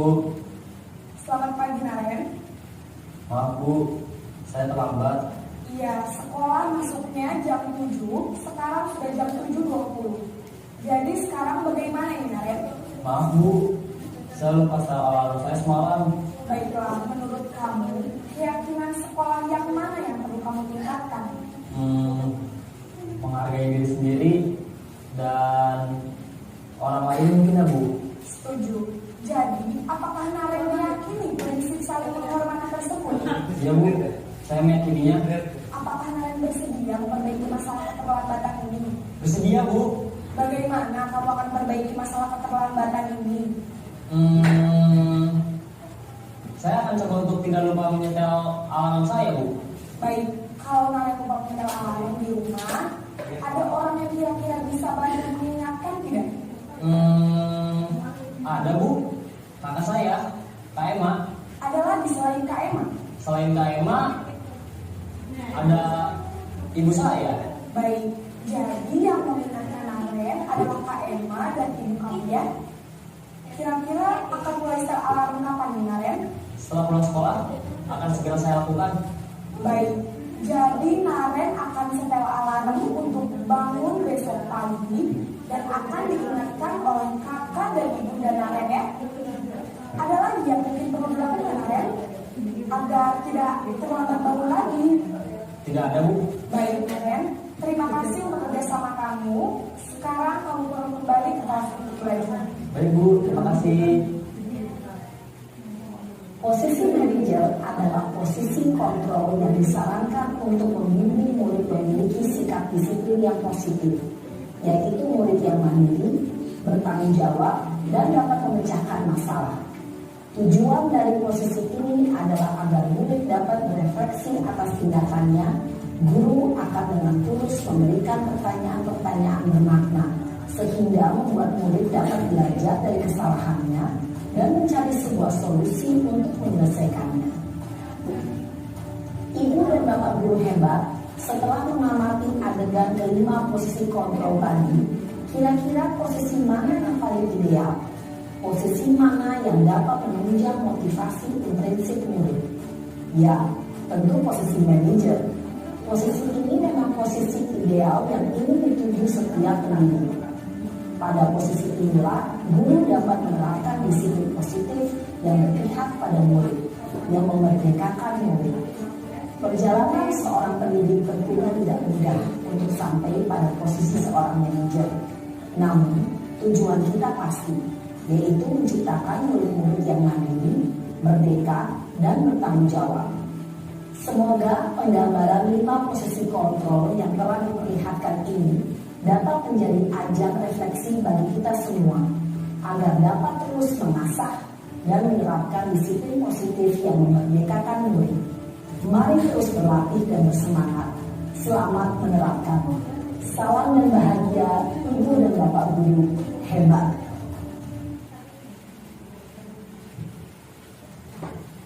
Demikian adalah video dari 5 posisi kontrol.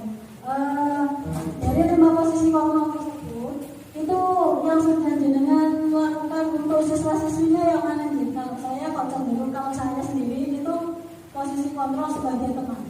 Kalau saya, tapi kalau Bu Novi, coba Bu Novi kan muridnya kan autis nih, untuk yang maksudnya sama Malaysia. Posisi kontrol kan tadi ada yang pertama tidak pernah menghukum, terus apa Bu? Sebagai merasa bersalah, terus apa mau teman, terus habis itu sebagai pemantau, dan yang terakhir adalah sebagai manajer. Kalau Bu Novi yang mana Bu? Pernah merasa bersalah, pernah untuk yes ya Bu. Terus teman, mungkin teman juga ya. Kalau merasa bersalah namanya gimana? Merasa bersalah contohnya apa ya? Pernah dia sini Bu, menjatuhkan mainan itu saya buat. Dia sih bagaimana sih ini kok jatuh nanti kotor, saya nentuin seperti itu Bu. Jadi dia gitu. Terus dia sampai penuh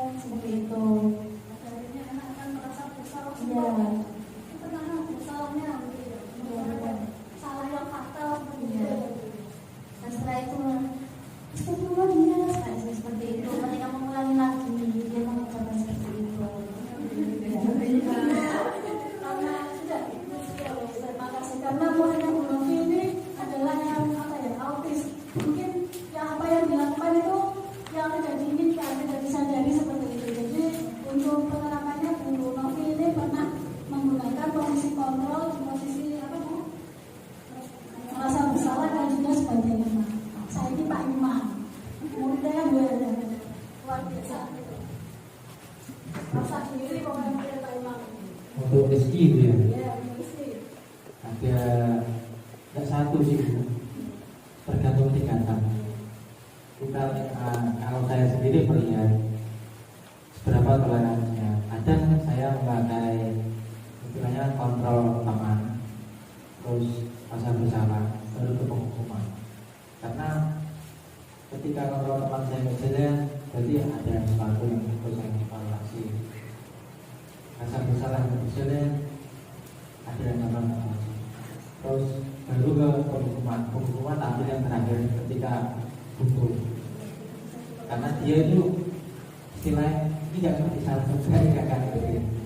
Ngertinya cuma sebatas ini salah karena saya dukung dan ini benar karena saya dipuji. Di situ karena mungkin kalau untuk anak normal bisa kita saling tukar pikiran dan lain sebagainya. Kalau dia akan seperti itu. Kalau nggak diluruskan ya akan seperti itu. Karena orang menganggap dia kan saya ini benar. Iya. Ini yang tak lakukan ini benar terus. Healingnya ya mengingatkan Rizky kosakata bahasa hanya sebagian yang dibantah. Dia itu tahu yang non-verbalnya. Non-verbal pun akhirnya nanti yang berhubungan dengan bagaimana cara mengingatkan non-verbal dengan cara kontrol teman. Saya masih berbeda. Boleh kayak gitu kan? Lebih belum kesadaran dia itu kan menganggap hanya bercanda. Tidak tahu orang serius apa enggak bercanda. Padahal dalam dunia nyata dia melakukan kesalahan gitu ya. Jadi saya lihat porsi kesalahan. Tidak mungkin saya pukul rata hukuman semua enggak. Tidak mungkin saya pukul rata pertemanan enggak. Karena harus ada, karena sadar diri itu kan ada prosesnya juga. Mungkin langsung mau duduk sadar diri. Apalagi masih normal ya, nyadar awal pilihannya. Saya ini salah, tapi banyak kan nggak merasa salah. Saya ini nggak bisa benar, padahal sebenarnya salah. Itu yang mungkin beda antara yang di video sama di SLT jauh beda. Terima kasih. Itu kalau murid-murid yang paling luar biasa di S1 bersama muridnya Pak Imam sama muridnya Bu Nabi. Sekarang Bu Juwita, muridnya saya nonton ayo merasa bersalah sempurna, tapi juga teman juga, manajer juga. Kalau masa merasa bersalah mungkin tidak jauh berbeda sama teman-teman. Gimana? Kalau ini gimana gitu. Terus kalau yang lebih yang berbeda aja itu mungkin manajer. Seperti anak nggak masuk, alasannya ternyata kok ibunya dan nggak bisa mantau. Jadi saya tanya dulu kenapa kok tidak masuk? Kamu kan mau masuk nggak sebenarnya? Mau terus kenapa kok tidak masuk? Ibunya nggak bisa mantau. Ya selain ibunya apa nggak bisa? Ternyata akhirnya bisa masuk dengan diantar bapaknya seperti itu contohnya. Akhirnya anaknya menemukan solusi sendiri ya dari permasalahannya. Jadi dia mungkin ngomong ke ibunya, terus jangan konfirmasi lagi ke orang tuanya seperti itu ya. Ya mungkin bisa diantar bapaknya gitu. Ya harus ibu yang antar, coba bilang ke bapak. Jadi kasih alternatif. Ya, kalau muridnya Bu Juwita sudah dilaksanakan posisi kontrol manajer untuk Bu Siti sekarang. Dan ternyata Bu, monggo baca ya suka menyuap. Mungkin untuk posisi kontrol itu semuanya berlaku Bu. Tinggal kita memandang anak itu misalkan apa ya? Tidak semua anak itu ya baik, buruk, terus semuanya itu kita pakai sistem kontrol itu. Nah, pokok apa ya istilahnya kalau semua kontrol itu sudah mentok, nah pendukung itu perlu. Jadi anak itu nggak usah diomeli juga, digunggung terus juga. Jadi sebebasnya anak itu kemampuannya seperti apa. Soalnya anak ini ya kondisinya begitu, nanti tidak didono salah ide ngerti dengan cara kita sendiri, bener kadang dia bisa gak ngerti.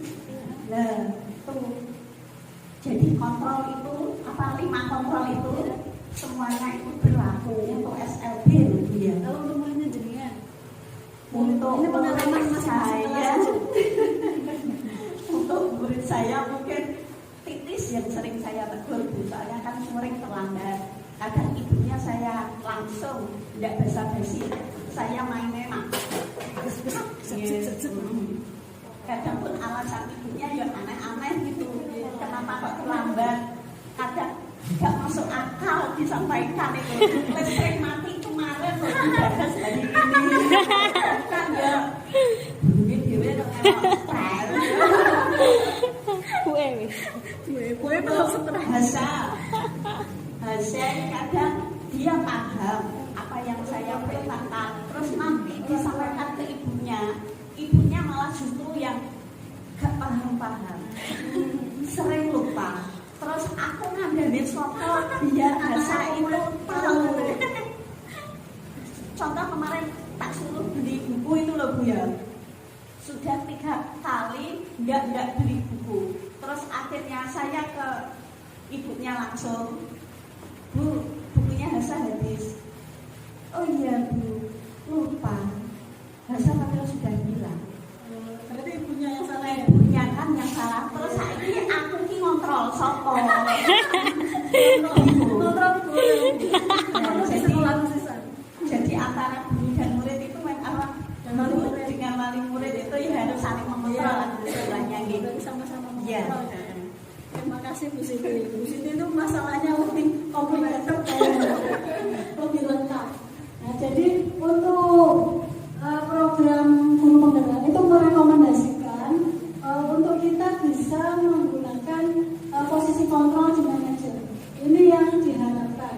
Walaupun bagaimana ya, belum lagi kan nanti kelas koyo apa, bisa ngomong gitu kan, belum paling belum lagi kan ngomong orang kelas koyo ini. Dan nanya ke muridku koyo ini soga. Jadi kalau tidak harus langsung diberikan, langsung harus diajak langsung menggunakan posisi kontrol yang manajer gitu. Memang semuanya itu butuh proses. Jadi kita mengusahakan walaupun kita itu berada di di lembaga luar biasa. Dulu itu saya pernah tapi saya berpraktek waktu itu. Mungkin Bu Juwita tahu. Bu siapa? Tante ya Bu. Waktu membatik. Nah itu jadi saya dia kan jaga-jaga menggoni gambarnya. Itu saya tanyakan. Maksudnya saya kan nggak tahu tugas. Jadi saya menggunakan tahapan-tahapan restitusi seperti itu. Jadi saya menanyakan pertama, kena apa? Alasannya apa? Karena semua anak melakukan sesuatu itu pasti memiliki tujuan. Misalnya, aku mau duduk, kakak kami ternyata ngomongnya, aku mau duduk Bu di Jatiluhur kalau apa? Di Jaya. Tapi mungkin kalau yang besar ya, mungkin kalau yang usia SMP, SMA mungkin bisa. Tapi kita sebagai guru tetap harus mengusahakan menggunakan posisi kontrol yang manajer yang direkomendasikan oleh guru program guru penggerak seperti itu. Lanjut Bu Rida. Sekarang kekuatan nada suara, apa yang tersampaikan dari pesan itu ada kata-kata, ada nada suara, ada verbal atau bahasa tubuh. Misalkan dari kata-kata jangan itu pas soalnya gurunya mau ngomong jangan dengan lembut itu anak-anak kan perasaannya nggak takut, tidak ada kata takut kan nggak ada. Nah, yang kedua itu dengan nada suara jangan kalau melotot mentalnya. Akhirnya mati mulainya gara-gara dipelototin murid apa gurunya. Untuk yang ketiga ini yang mendasari semuanya, ini ada non-verbal atau bahasa tubuh itu sampai 55%. Itu menggunakan meripate yang ngomong, tangannya yang melok ngomong, meripate melolong, tangannya kadang yang nyuwel apa nyuwel jiwet. Nah seperti itu. Itu jadi kita itu untuk menciptakan budaya positif itu kekuatan nada suara itu juga termasuk salah satunya. Jadi ben oke siswanya ini merasa trauma karena disentak-sentak terus dihotel, tapi kita yakin untuk SMP tidak ada yang seperti itu, tidak ada yang main tangan itu tidak ada. Lanjut Bu. Lanjut, itu sudah sama lagi. Nah ini ada 5 posisi kontrol. Ini nanti jadi kan bisa belajar sendiri ya. Ini nanti saya ada filmnya, kalau yang minta nanti saya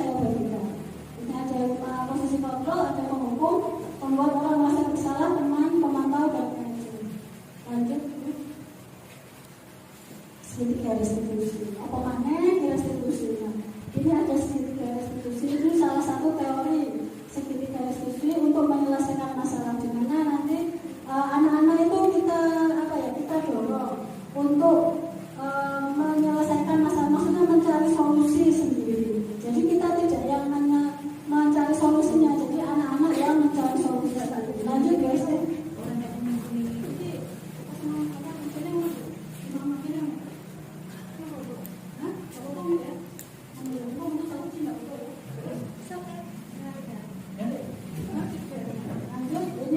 Restitusi adalah proses menciptakan kondisi bagi murid untuk memperbaiki kesalahan mereka sehingga mereka bisa kembali pada kelompok mereka dengan karakter yang lebih kuat. Restitusi juga merupakan proses kolaborasi mengajarkan murid untuk mencari solusi. Jadi di sini itu ditanamkan apa yang penting itu anak digiring untuk mencari solusi dari permasalahan yang akan dibuat sendiri. Jadi kita tidak menentukan solusinya kalau yang ini. Jadi cari kita menentukan solusi kan iya ya, iya ya. Kalau karena dewa yang menemukan solusi. Jadi suatu saat jika mereka melakukan kesalahan pasti dia aku begini. Saya lakukan itu salah, saya lakukan ini benar, seperti itu. Lanjut kan? Ciri-ciri restitusi itu bukan untuk menembus kesalahan, namun untuk belajar dari kesalahan. Seperti tadi, setelah melakukan kesalahan, dia akan belajar. Oh, saya lakukan ini ternyata salah, saya lakukan ini ternyata benar, seperti itu. Jadi anak itu tidak merasa kesalahan yang saya buat itu adalah kesalahan yang fatal. Anak itu tahu. Lanjut. Selanjutnya untuk tahapan restitusi, yang pertama yaitu menstabilkan identitas. Berbuat salah itu tidak apa-apa. Misalnya dengan kata-kata gak apa-apa salah, dan kesempurnaannya hanya milik Allah. Itu yang orang digawe kata-kata restitusi untuk menstabilkan identitas. Lanjut. Yang kedua, tahapan restitusi validasi tindakan yang salah. Itu kita mengajarkan validasi dengan menggunakan kata-kata padahal kamu bisa melakukan yang lebih buruk dari ini. Kenapa kamu kok tetap melakukan ini? Jadi anak nanti tahu, gak langsung intinya diunggulno sik jadi kalau diunggulno bisa kan ditekoni kan bisa jujur, kecuali mau salah terus dihukum. Gak mungkin anak itu akan berkata jujur. Jadi diunggulno sik dengan padahal kamu bisa melakukan yang lebih buruk dari ini ya. Kenapa kamu kok melakukan kesalahan? Lanjut Bu. Tahapan berikutnya yaitu menanyakan keyakinan. Apa yang kita percaya sebagai kelas atau keluarga atau kamu itu ini yang ini terus berjadi apa ya? Terus mari ngomong, ditanya lagi, iki besok setelah ini kamu bagaimana akan merubah kelakuan kamu atau tidak? Jika itu salah, itu bagaimana? Apakah kamu tetap melakukannya atau tidak? Itu adalah tahapan restitusi menanyakan keyakinan. Lanjut guys nih. Ini ada identitas. Ada hukuman, perbedaan hukuman, konsekuensi, dan restitusi. Tadi kan sudah disebutkan ada hukuman dan konsekuensi. Sedangkan restitusi itu adalah penyempurnaan dari konsekuensi. Jadi yang paling bagus itu restitusi itu, melakukan restitusi itu. Yang tadi kan sementara konsekuensi ya. Jadi untuk restitusi itu adalah penyempurnaan dari konsekuensi. Lanjut ya. Nah, budaya positif sekolah ini adalah perwujudan dari nilai-nilai atau keyakinan universal yang disepakati dan diterapkan di sekolah yang melibatkan semua elemen. Nah, ini dari pertama itu kita membuat peraturan kelas dari kelas yang paling kecil, terus habis itu kita membuat keyakinan kelas yang disepakati oleh seluruh warga kelas. Selanjutnya dari keyakinan kelas itu akan menciptakan budaya-budaya positif, kebaikan yang positif, sehingga akan menciptakan tidak hanya di kelas itu saja, di kelas lain nanti akan menciptakan lingkungan positif. Setelah satu sekolahan itu lingkungannya itu positif, otomatis itu bisa menciptakan budaya positif sekolah. Itu yang kita harapkan bersama. Lanjut Besti. Nah, terima kasih. Setelah saya memaparkan tadi, itu jika ada yang ingin bertanya, monggo. Saya akan Terima kasih banyak Bu Ulfa. Sangat luar biasa ya yang disampaikan Bu Ulfa tadi ya. Rinci sekali, detail, ya. Betul Pak Iwan? Banyak wawasan baru ya ternyata ya. Dan ilmu baru, pengetahuan baru, teori-teori yang sangat bisa dikembangkan. Ternyata banyak yang berkembang. Nah, itulah keuntungan kita ada teman yang menjadi guru penggerak itu. Lo kan kita ketular ilmunya ya. Berikan tepuk tangan dulu dong untuk Bapak.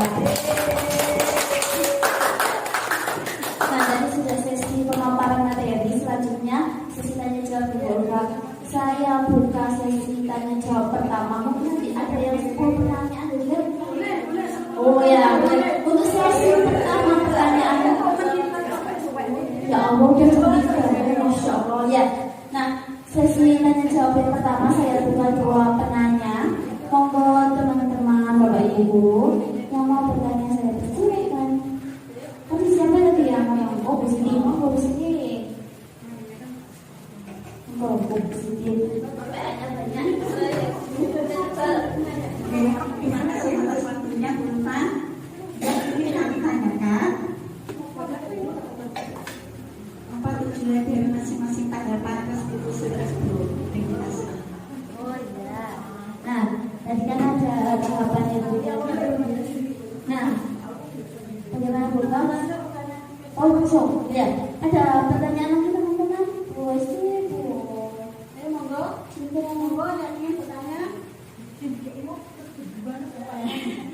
Pak Imam, monggo Pak Imam. Mesti Pak.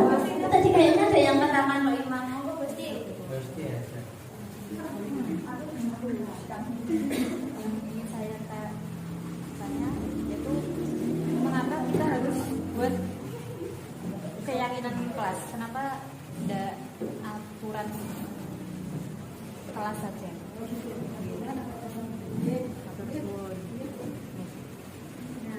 Sudah ya Bu Ustaz? Bisa dijawab ya, monggo. Tadi ada pertanyaan dari Bu Siti. Apa Bu? Tujuan dari masing-masing tahapan konstitusi. Tahapan yang pertama itu menstabilkan identitas. Tujuannya itu apa tadi menstabilkan identitas? Terus makna kesempurnaan dan yang kedua saya contohkan yang tadi yang bilang kesempurnaan dan itu anak yang salah kita stabilkan identitasnya dulu. Setelah itu akan menumbuhkan kesadaran anak untuk bercerita atau terbuka. Bercerita bisa jujur, bisa terbuka, mau untuk bercerita. Nah, setelah itu akhirnya anak akan sadar akan kesalahannya. Untuk yang validasi, untuk tahapan kedua validasi tindakan yang salah itu bertujuan untuk anak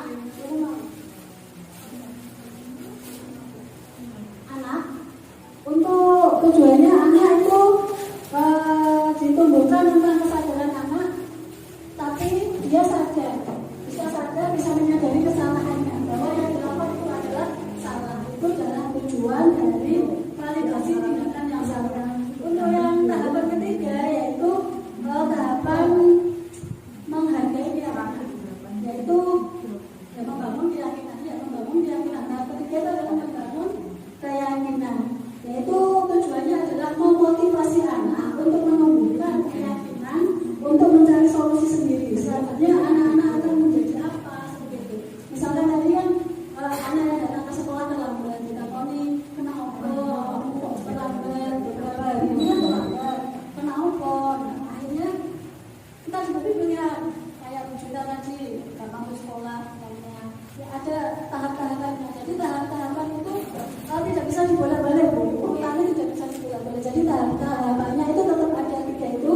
Yang pertama menstabilkan identitas, yang kedua validasi tindakan yang salah, yang ketiga menumbuhkan keyakinan. Ya, saya di sini. Terima kasih Bu. Untuk selanjutnya yaitu pertanyaan kedua, mengapa harus ada keyakinan kelas ya Bu? Harus ada keyakinan kelas, tidak peraturan kelas seperti itu ya. Nah, di sini keyakinan kelas itu merupakan akar. Keyakinan kelas itu merupakan akar dari budaya positif sekolah. Jadi budaya positif sekolah yang dilakukan atau kebiasaan-kebiasaan positif yang dilakukan itu bersumber dari keyakinan kelas. Dari keyakinan kelas itu akan muncul, akan menjadikan kebiasaan-kebiasaan baik atau kebiasaan positif yang akhirnya nanti akan tercipta budaya positif sekolah. Seperti itu, Bu Esti. Pripun? Sudah? Paham? Cukup? Terima kasih, Bu Esti.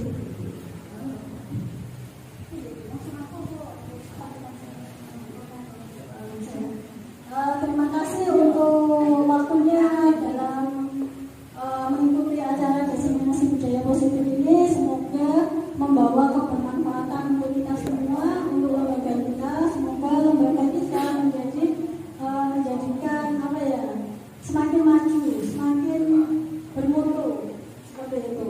Jadi saya akhiri. Sebentar, ini tadi Pak Aris pesan, orangnya beliau minta maaf karena tidak bisa mengikuti acara ini karena tadi sudah datang tapi beliaunya pulang soalnya habis minta sakit. Jadi beliaunya mundur. Jadi minta menyampaikan kepada teman-teman untuk minta maaf. Saya akhiri. Bila itu saya, wassalamualaikum warahmatullahi wabarakatuh. Waalaikumsalam warahmatullahi wabarakatuh. Terima kasih Bu Ulfa. Jadi sudah ya, tidak ada pertanyaan lagi karena mengingat waktunya sudah mepet ya. Saya tutup ya Bu Ulfa. Ada yang mau disampaikan lagi mungkin? Sudah nggak ada ya.